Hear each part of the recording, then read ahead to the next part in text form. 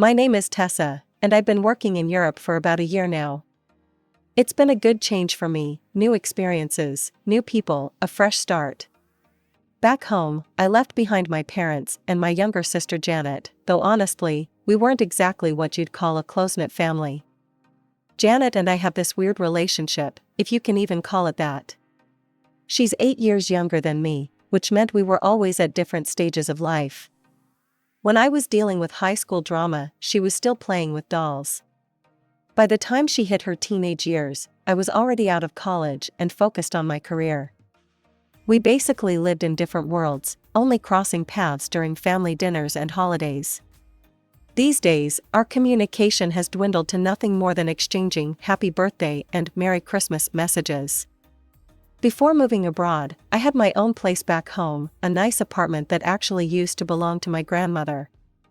It's funny how that came about. After college, I landed a good job in finance and started making decent money. 3 years into my career, I decided it was time to stop renting and buy my own place. That's when my parents mentioned the apartment my grandmother had left to Mom in her will. "We've been renting it out," Mom told me over dinner one night. "But if you're interested, we could sell it to you." The more I thought about it, the more perfect it seemed. I knew that apartment like the back of my hand, all those Sunday afternoons spent visiting Grandma, helping her water her beloved plants on the balcony, eating her famous chocolate chip cookies in the cozy kitchen. The price they offered was fair, and the location was great. So I bought it, paid them $120,000, and made it my home for the next 3 years. Then the opportunity in Europe came up. It was too good to pass up: better salary, chance to travel, new challenges. I kept the apartment, of course. It was my first real investment, and I figured I could always rent it out or come back to it someday. I was sitting at my desk in my Brussels apartment, going through some work emails, when my phone lit up with Janet's name. I actually did a double take. We hadn't had a real conversation in what felt like forever. For a moment, I just stared at the screen, wondering if something was wrong. "Hello?" I answered, trying to keep the surprise out of my voice. "Tessa, hi." Janet sounded cheerful, which was both relieving and confusing. "How are you? How's work going? Are you seeing anyone?" The questions came rapid fire, as if we were close sisters who regularly caught up on each other's lives.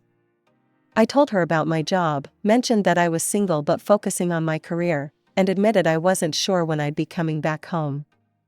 "That's actually perfect," Janet said, and I could hear the smile in her voice. "I just started college. Did Mom and Dad tell you?" "No, they didn't mention it," I replied.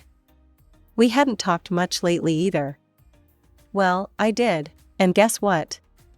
I talked to Mom and Dad, and they said I could stay in your apartment while I'm in college." "Isn't that great? It's only 2 blocks from campus, so I won't have to spend money on transportation. Plus, I won't have to pay rent, which is a huge help." I gripped my phone tighter, trying to process what I'd just heard. The casual way Janet announced her plans to move into my apartment made my blood boil. Taking a deep breath, I tried to keep my voice steady. "Janet, wait a minute," I cut into her enthusiastic planning. "You can't just decide to move in there. You should have asked me about this first, not Mom and Dad." "Asked you?" Janet sounded genuinely confused. "Why?" "Mom and Dad already said it was fine." I pinched the bridge of my nose, fighting back my growing frustration. "Because you need my permission, not theirs. You can't just move in there because they said so." "But they said." "I don't care what they said," I snapped, then immediately regretted my tone. I softened my voice slightly. "Look, Janet, I appreciate that you're trying to figure out your living situation, but this isn't going to work." There was a pause on the other end of the line.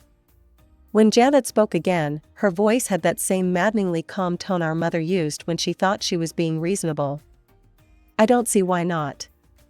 You're in Europe, the apartment is just sitting there empty." "It's not sitting empty," I corrected her. "And what happens when I decide to come home? I could return from Europe at any time. Where am I supposed to live then?" Janet let out a small laugh that made my jaw clench.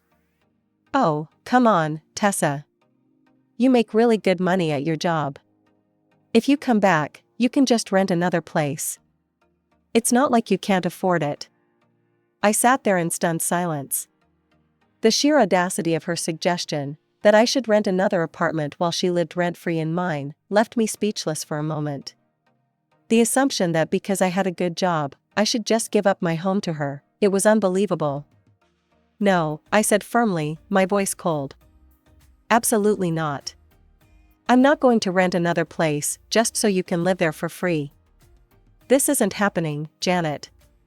But Mom and Dad. I don't care what Mom and Dad said, I nearly shouted. The answer is no. Without waiting for her response, I hung up the phone. My hands were shaking as I set it down on my desk. I spent the next few hours trying to distract myself with work, but I couldn't focus. The conversation with Janet kept replaying in my head. I knew it wasn't over. In our family, nothing ever ended with just one conversation. Sure enough, just as I was heating up leftovers for dinner, my phone started buzzing. Mom's name flashed across the screen. I let it ring twice, taking deep breaths and preparing myself for what was coming. Finally, I answered. Hello? Tessa. My mother's voice had that particular tone I knew all too well, the one that meant I was in trouble, like I was still a teenager who'd broken curfew. We need to talk about what happened with Janet. I moved to my couch, abandoning my dinner. Yeah, I guess we do. I don't understand why you're being so difficult about this, she started in. You shouldn't treat your sister like this. She's family. It's just for a little while she's in college. Nothing terrible will happen if Janet stays in the apartment. I ran my fingers through my hair, fighting to keep my voice level. Mom, I can't just let her move in there. What happens when she doesn't want to leave? I'm not going to end up fighting with my sister to get her out of my apartment. Oh, don't be dramatic, Mom scoffed. That won't happen. You don't know that, I countered. Besides, why can't you guys help her rent her own place? Why does it have to be my apartment? There was a slight pause before Mom answered, we've already spent all our money on Janet's college tuition. We can't afford to pay rent on top of that. I stood up and started pacing my living room. Well, I don't want her living there. Who knows what could happen to the place? And besides, I'm renting it out right now. I'm getting income from that apartment. If Janet moves in, I'll be the one paying the bills while she lives there for free. Well, I could hear her trying to think of a response. Unless, I added, you and Dad want to pay me rent for Janet to live there? The silence on the other end of the line was deafening. Then my mother's voice came back, sharp and angry. I can't believe how brazen and selfish you're being. Demanding rent from your own sister? What's gotten into you? Selfish? Now I was the one getting angry. How is it selfish to want to keep my own apartment? The apartment that I bought with my own money? Or did you forget that I paid you and Dad $120,000 for it? That has nothing to do with. It has everything to do with this. I was practically shouting now. I didn't get this apartment for free. I bought it with my money. My hard-earned money. The line went dead. The next week dragged by in complete silence. No calls from Mom, no messages from Janet, nothing.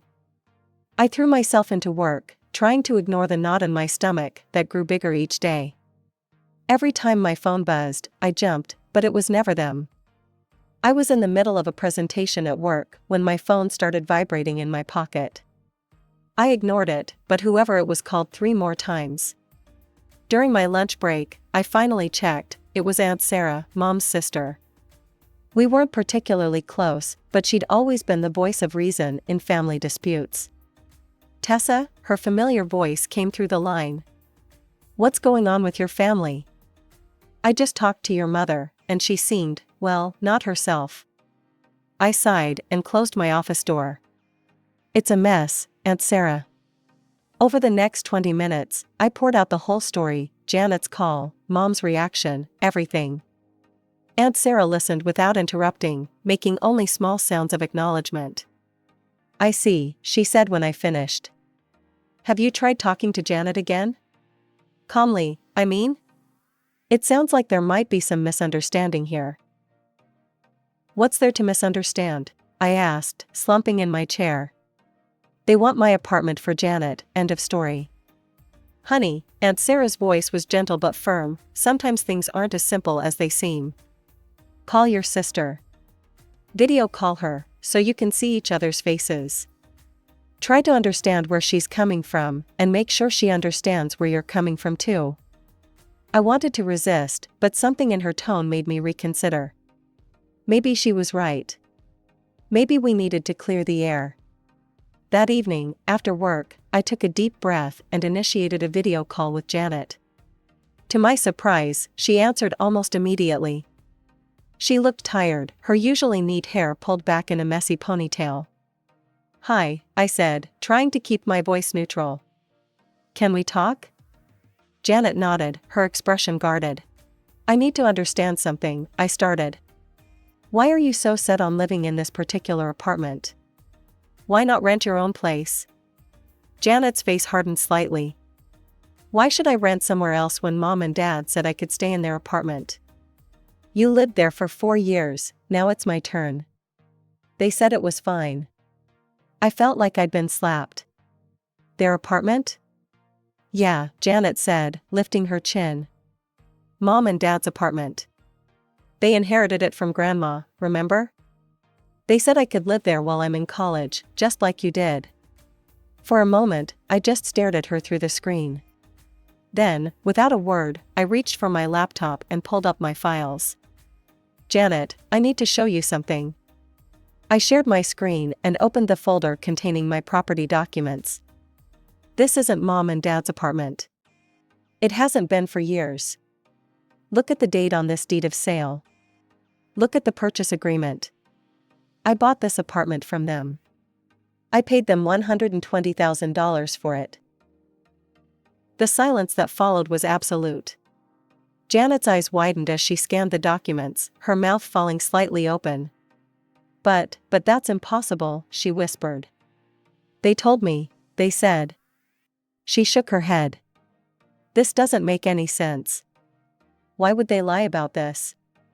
How could they forget selling you the apartment?" I watched Janet's face on my screen as she processed the documents I'd shown her. She looked pale, confused, and somehow younger than she had just moments before. I felt a sudden surge of sympathy for my sister. "Well," I said, trying to lighten the mood, "at least the money went to a good cause. Mom told me they used it to pay for your college tuition." Janet's head snapped up. "What?" "The money from the apartment sale," I explained. "Mom said they spent it on your education." Janet let out a strange laugh that sounded more like a sob. "Tessa, I'm on a full scholarship. Mom and Dad haven't paid a cent for my education." Now it was my turn to stare in shock. But Mom just told me last week that they couldn't help you with rent because they'd spent all the money on your tuition." We sat in stunned silence, both processing this new revelation. Then Janet spoke up, her voice trembling slightly. "Do you remember when I wanted those dance classes in middle school?" she asked. "Mom told me they couldn't afford it because they'd just bought you a new laptop for college." "What?" I shook my head. "I never got a laptop from them. I saved up from my summer job to buy one." Janet leaned closer to her screen. "And remember that summer camp I wanted to go to? The one all my friends were attending? Mom said they couldn't send me because they'd just paid for your college application fees. But I applied for fee waivers," I said slowly. "I handled all my college applications myself because they told me they'd spent all their money on your new school uniforms." "School uniforms?" Janet's eyebrows shot up. "My school didn't even have uniforms." We spent the next hour trading stories, each one more revealing than the last. A pattern emerged. Whenever either of us had asked for something, our parents had blamed their inability to provide it on having just spent money on the other sister. It was like putting together a puzzle where none of the pieces matched the picture we'd grown up believing. The next morning, I called Aunt Sarah. My head was spinning from everything Janet and I had discovered, and I needed someone else's perspective. "Aunt Sarah," I said as soon as she answered, "I talked to Janet last night. We found out that Mom and Dad have been lying to us. For years. They'd tell each one of us they couldn't buy something because they'd spent money on the other, but none of it was true. They told Janet the apartment was still theirs when they'd sold it to me years ago. They told me they spent the money from the sale on Janet's college, but she's on scholarship. Nothing adds up." I heard Aunt Sarah take a deep breath on the other end of the line. When she spoke, her voice was heavy with what sounded like long-held guilt. "Tessa, honey, sit down. There's something I need to tell you about your parents. Something I should have told you years ago. I didn't want to cause problems in the family, but, well, I think it's time you knew the truth about how your parents really treated you and your sister." I sat on my couch, phone pressed to my ear, waiting for Aunt Sarah to continue. The silence stretched for what felt like minutes before she finally spoke again, her voice heavy with regret. "Your parents, they weren't what you thought they were, Tessa. They weren't struggling to make ends meet like they always claimed.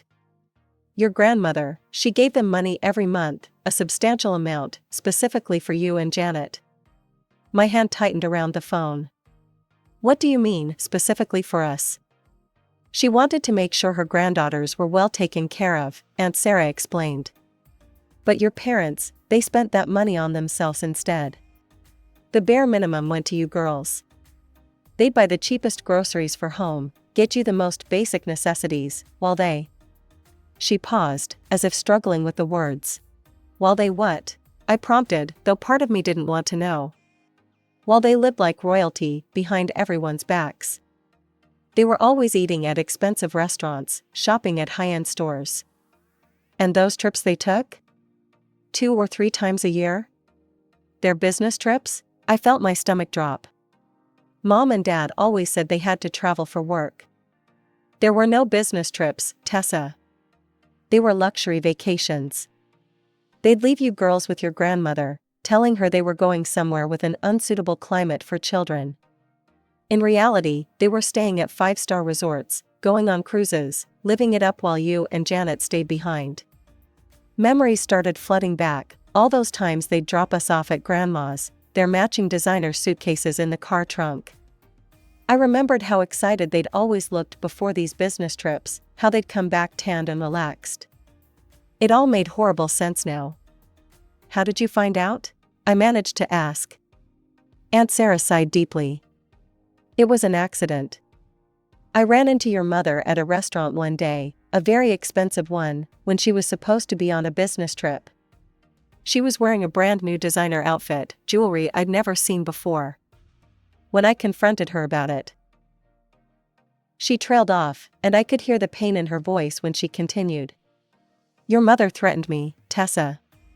She said if I told your grandmother about any of this, she would turn her against me. She knew how to manipulate your grandmother, had her completely convinced that she could do no wrong. Your mother said she'd make sure I was cut out of the inheritance entirely. And you kept this secret all this time? I couldn't keep the accusation out of my voice. We had a huge fight about it, Aunt Sarah's voice cracked. Your mother and I didn't speak for years after that. And yes, I kept quiet. I'm so ashamed of that now, Tessa. I should have spoken up, should have done something. But I was afraid, and I'm so sorry. You and Janet deserved better than this. You deserved to know the truth. I sat in stunned silence as my aunt's revelations sank in. All those years, all those memories of careful budgeting and modest living, it had all been a lie. My parents hadn't been struggling, they'd been splurging. Just not on us. I can't believe this, I finally managed to say. We lived so frugally. Mom would spend hours cutting coupons, telling us we had to be careful with money. They never took us on a single vacation, not one. Everything Janet and I owned came from sale racks or discount stores. Even our groceries. I let out a bitter laugh. Mom would drive across town to shop at the cheaper supermarket, saying we had to watch every penny. I stood up and started pacing my apartment, too agitated to sit still. And you know what the worst part is? They made us feel guilty for wanting things. Normal things that kids want. They'd lecture us about being materialistic if we asked for new clothes or wanted to go on school trips. Tessa, Aunt Sarah started, but I couldn't stop now. And college. God, the college thing makes me so angry now. Do you know what they told me? From the time I was little, they drilled it into my head that they couldn't afford to help with college. They said I had to study hard and get scholarships because there was no other way. I spent my entire high school career terrified of getting anything less than perfect grades because I thought my future depended on it. I could hear the strain in my voice, years of stress and anxiety bubbling to the surface. I worked so hard for those scholarships, Aunt Sarah. So did Janet. We both did. And now you're telling me. Your grandmother made specific provisions in her will, Aunt Sarah cut in quietly. She left your mother extra money, a significant amount, specifically earmarked for both of your college educations. It was a condition of the inheritance. Your mother was supposed to use that money to put both you and Janet through college. The phone nearly slipped from my suddenly numb fingers. What? Your grandmother wanted to make sure both her granddaughters would get a good education. She knew how important that was. I sank back onto the couch, feeling like all the air had been knocked out of me. But Janet and I both went to college on scholarships. They never gave us a penny for tuition. They told us they couldn't afford it. I know, Aunt Sarah said softly. They kept all that money for themselves, just like they kept the monthly allowance your grandmother gave them for your care. The next morning, I requested an emergency vacation from work. My boss must have heard something in my voice, because he approved it immediately. Within 48 hours, I was on a plane home. Janet met me at the airport, and we spent the entire drive to her dorm room, talking about everything Aunt Sarah had revealed.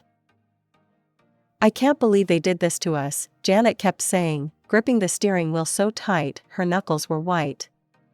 All those times they made us feel guilty for wanting things. We arrived at our parents' house that afternoon.